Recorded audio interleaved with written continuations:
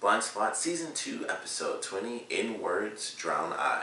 I gotta be honest, I really enjoyed this episode. They certainly pulled a bait and switch, so I gotta start off with that because we find out that Zapata actually being arrested had nothing at all to do with the knife or anything like that. So, I had a whole rant, oh, I knew that was gonna backfire and this and that. Had nothing to do with it, so I guess it really won't come into play. Maybe it still will. I highly doubt it. We're going into the last, I think, 3 episodes of the season, and based on the promo, things are going to get far more intense than her taking a knife and putting it back.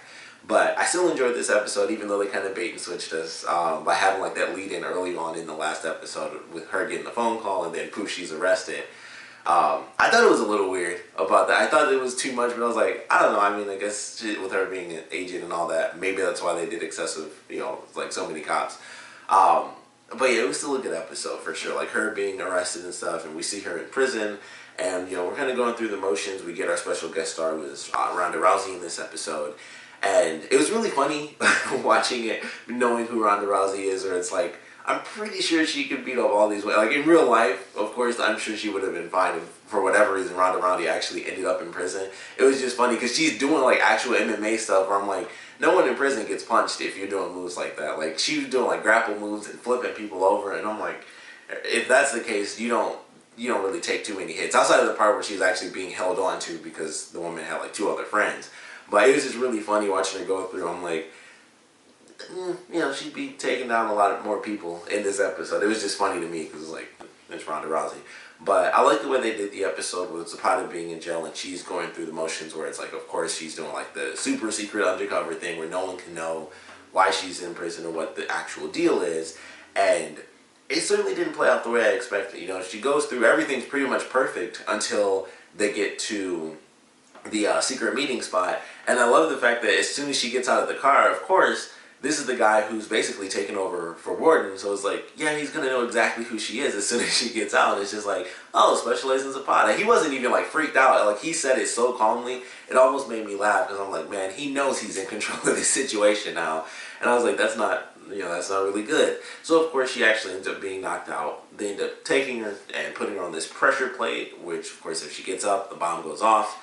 But I like the way it played out. I thought it was really well done. Just that kind of crazy course, and it seemed to set her on a very interesting path too, because after everything's all said and done, she ends up going to Reed by the end of the episode and talking to him, and it's maybe things need to be done a little bit differently than we've been doing them, maybe a little bit outside the books, because we're dealing with some really intense stuff now, and we're right there. We have this guy by the end of the episode, and it's we need to do something to get him talking. We can't just do, kind of what we always do, because it's just not going to work on this guy. So it was very interesting what they were kind of hinting at with their character about going a little bit further than she probably should. So I like that journey of her kind of almost getting, in too deep a little bit, even though it was one day or a day and a half. But I still like that idea where it's we're getting closer and closer to the truth, and it's just getting way too intense. We need to stop this now. And maybe we need to stop dealing with the books, going by the book. So I really like the way they kind of explained that and how they hinted at where it might be headed for her. And possibly Reed. I don't know. Of course, that's who she's talking to, so I don't know if he'd really join her or not. But I like what they hinted at by the end of this episode. So certainly excited for that, because I always like Zapata's character, where she always has this odd balance. What she did to help Reed, of course, is totally illegal. And that's one of the types of things that she does, where it's she'll do that to get the right thing done, but it's still wrong to do it. So it's how far will she push it when it comes to, it's not just saving a friend, it's saving the country, and even more than that, more than just the country based off of what we've seen so far. So I'm very curious how that might actually play out for her character in these next couple of episodes. But along with Zapata having some emotional moments in this episode of just, things just being really crazy, Patterson, I really love what they did with Patterson in this. She finally got to the point where she was just breaking down. At first it started off simple where, she's going to talk with Welland. He's like, I'm getting reports that you aren't going home. And she's kind of trying to play it off, and he's like, it's your key card logins. So of course she's been staying at the office. The last time we saw her at home, she ripped everything apart because she was kind of going insane that she was being, still being looked on. So it was just really well done how they did in this episode. It starts off where she's not going home. Then we actually see her trying to do her job, and things are falling apart. And this guy Stuart, he was like, yeah, I ran an update on like half the computers. And she's like, well, you put out like half my computers for a day. She was starting to lose it. And then it happened again. And it was like, knew he just made a mistake. He didn't do like the bug check or whatever. And she flipped out on him, and she like slams him against the wall, and it's like, who are you working for type stuff. And it was a really great scene because I was like, she's officially snapped. Like, she snapped on someone else. And it was just a really great scene. So I think she finally got it, like, in that moment, like, crap, I might need to go see the doctor. So she ultimately ends up doing that, and I thought it was a great moment. Like, she finally had that.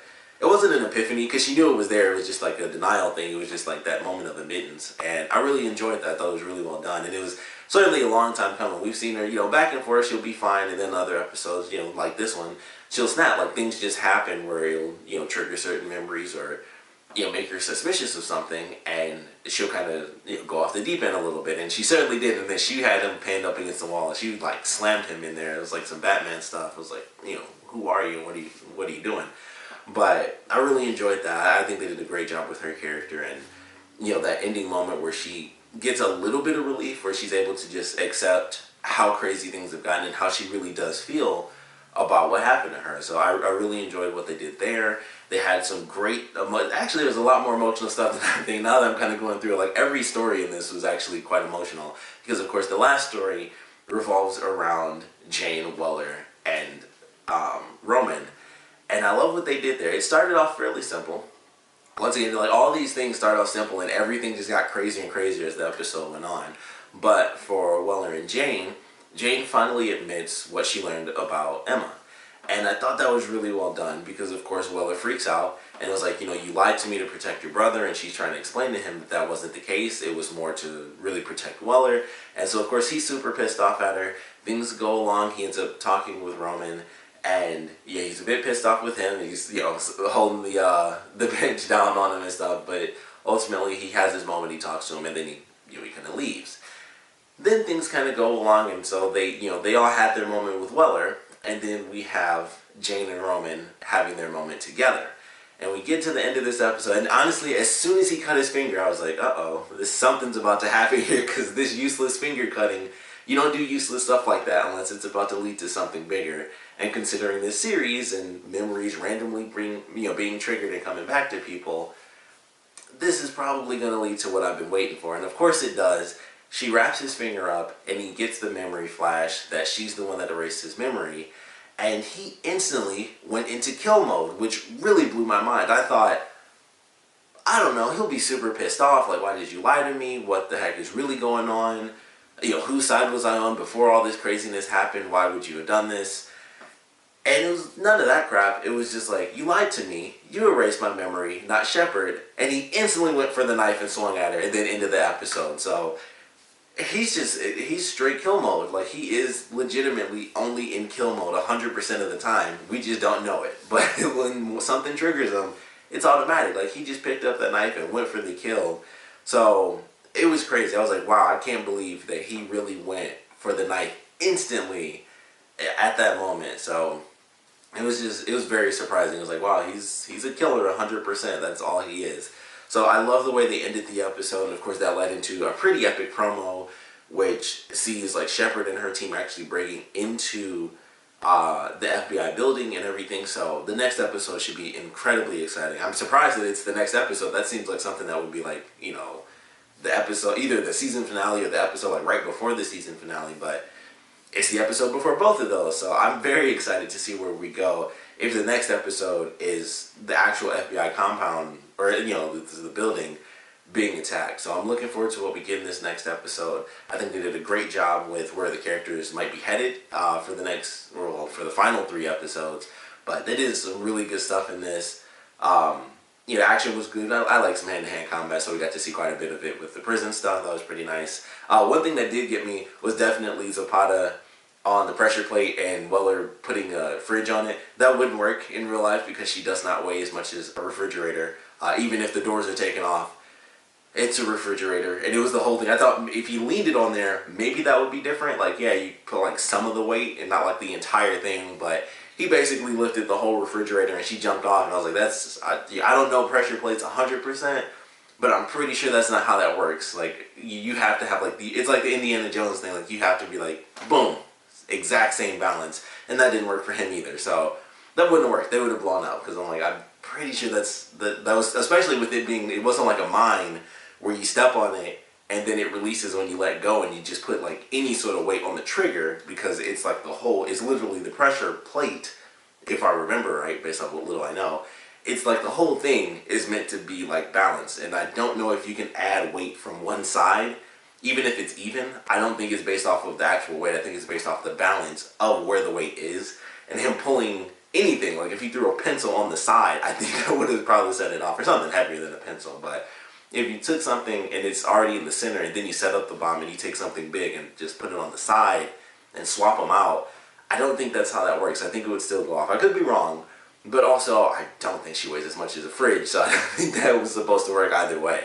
But that made me laugh, because I'm like, I'm pretty sure that wouldn't have worked like in any way, shape, or form. But still funny, and it's TV, so sometimes you just gotta let that stuff go. It's like, just assume that they're that perfect, they made it work somehow. But even with that, that's like literally like one silly little moment. But really enjoyed everything else we got from this episode, so I'm excited for these last 3. It's crazy that we're basically getting towards the end now, but I would love to know what you guys thought about this episode, so please comment below. Let me know your favorite parts, your least favorite parts, and I definitely want to know how you guys felt about the ending with Roman finally. I always want to call him Lincoln because the actor was in another show.